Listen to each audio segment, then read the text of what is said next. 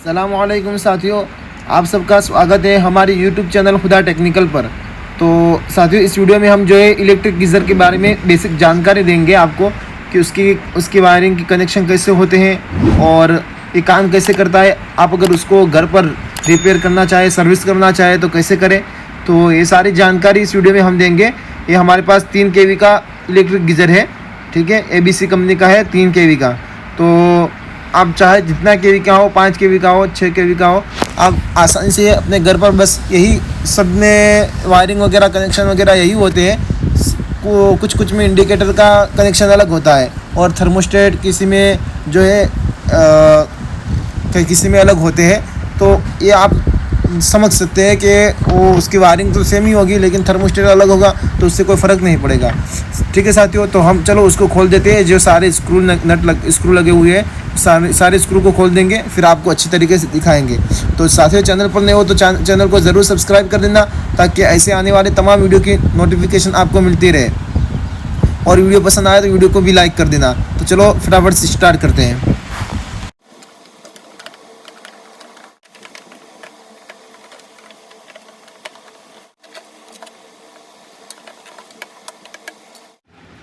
तो साथियों, सारे स्क्रू को खोलने के बाद उसको सीधा कर देंगे और उसके ऊपर के कवर को आराम से खोल देंगे, तो ये निकल जाएगा। आराम से निकालना है। ये इंडिकेटर कभी कभी फंसा होता है तो निकलता नहीं है, तो टूट जाता है। तो इस तरह आराम से निकालेंगे तो निकल जाएगा, ठीक है। हमने अलग साइड रख दिया। अब जो है ये आप देख सकते हैं, पूरा टैंक है, पानी का टैंक है 3 लीटर का, ठीक है। और ये जो है उसकी वायरिंग है, थर्मोस्टेट है और हीटिंग एलिमेंट है, और कुछ नहीं उसके अंदर। ये जो आप ब्लैक कलर के देख रहे हैं आपको, वो दोनों थर्मोस्टेट है और ये हीटिंग एलिमेंट है। तो थर्मोस्टेट का काम क्या होता है, हीटिंग एलिमेंट का काम क्या होता है, मैं आपको समझा दूंगा। हीटिंग एलिमेंट भी उसके अंदर जो लगा हुआ है 3 kV का ही है, 3 kV का ही है, ठीक है। तो ये हीटिंग एलिमेंट ज़्यादातर उसको 1-2 साल में, जब 2 साल हो जाते हैं तो उसको साफ़ करना पड़ता है, ताकि वो उसके अंदर साल्ट होने की वजह से फट न जावे। जो कहते हैं ना कि हमारे यहाँ गीज़र फट गया, ऐसा हुआ, तो इसकी वजह से होता है। जब उस पर खार ज़्यादा जम जाता है तो फट जाता है। तो सबसे पहले हमें हीटिंग एलिमेंट को चेक करना है। तो हीटिंग एलिमेंट का चेक करने का तरीका बताएंगे कि उसको कैसे चेक करेंगे, ठीक है साथियों। और थर्मोस्टेट का चेक करने का भी तरीका बताएंगे साथियों। इलेक्ट्रिक गीज़र को चेक करना तो बिल्कुल आसान है। आप आधे से ज़्यादा यानी 80% तो बाहर से ही उसको चेक कर सकते हैं, बिना खोले। सिर्फ प्लग से जो 5 पिन सॉकेट होता है उसके ज़रिए ही 80% आप इलेक्ट्रिक गीज़र को चेक कर सकते हैं। मैं दिखाता हूँ कैसे। ये सीरीज के दोनों तारों को जो 3 पिन होता है, 3 पिन टॉप, उसके दोनों पॉइंट पर रखना है। तो सीरीज का बल्ब जल रहा है, अगर देख सकते हैं हमारा बल्ब जल रहा है, या आपको अगर रोशनी दिखाई देती होगी, तो इस तरीके से आप लगाएंगे तो 50% तो हमें समझ में आ जाएगा कि हमारा हीटिंग एलिमेंट और थर्मोस्टेट कंप्लीट है।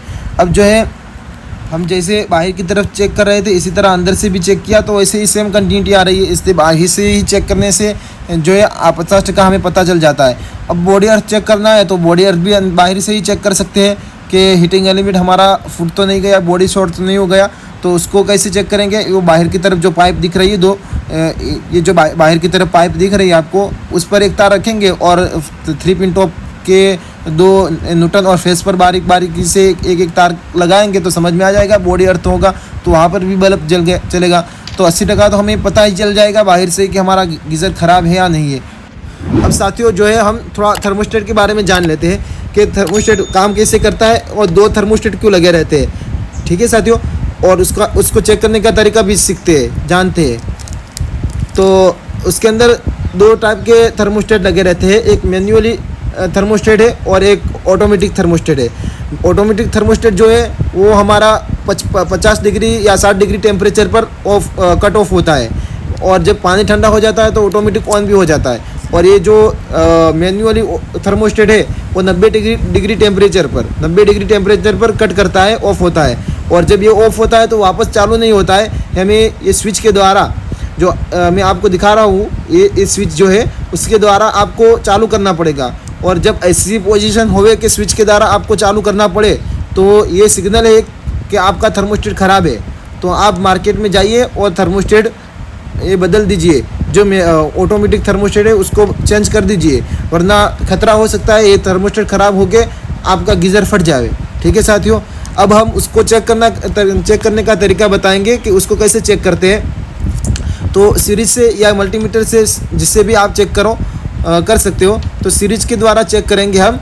तो सीरीज के 2 तार है, उसके आसपास में इस तरह के हम देख सकते हैं हमारा बल्ब ग्लो हो रहा है, जल रहा है। तो इस तरह एक साइड इस तरह और दूसरी साइड इस तरह जब हम लगाएंगे सीरीज का तार तो ये बल्ब जलेगा।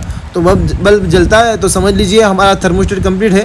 और बॉडी अर्थ भी चेक कर लीजिए, इस तरीके से बॉडी अर्थ भी चेक कर लीजिए, और जो है इस तरीके से सीरीज से आप चेक भी कर लीजिए, तो हम समझ में आ जाएगा कि हमारा थर्मोस्टेट कंप्लीट है कि नहीं है।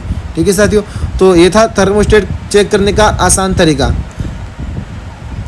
और आप अगर बॉडी अर्थ बाहर से चेक करना चाहते हैं तो इस तरीके से जो मैं कर रहा हूँ इस तरीके से कर सकते हैं। ये हमने टैंक पर जो है थर्मोस्टेट को एक तार को लगाया है। आप बाहर की पाइप की तरफ भी ये जो पाइप दिख रही है उस पर भी आप एक तार को रखकर बॉडी अर्थ चेक कर सकते हैं। ठीक है, तो साथियों ये था उसकी बेसिक जानकारी। अब मैं उसका डायग्राम दे देता हूँ आपको, उसकी वायरिंग कैसे करनी है। बेसिक एकदम सिंपल है वायरिंग करना।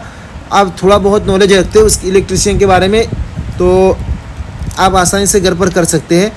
और जो नए मिस्त्री है वो भी आसानी से कर सकते हैं। उसमें कोई वो झंझट वाली बात नहीं है, उसमें कोई परेशानी वाली बात नहीं है कि आप कोई दूसरा नहीं कर सकता है। तो उम्मीद करता हूँ आपको थर्मोस्टेट के बारे में और हीटिंग एलिमेंट के बारे में आपको समझ में आ गया होगा। अब अगर हीटिंग एलिमेंट को आपको बाहर निकालना है तो कैसे निकालें ये भी मैं आपको दिखाता हूँ। ये आपको नट दिख रहा है, बीचों बीच एक नट है। तो उसको जब निकालेंगे हम तो ये पूरा हीटिंग एलिमेंट जो है बाहर आ जाएगा।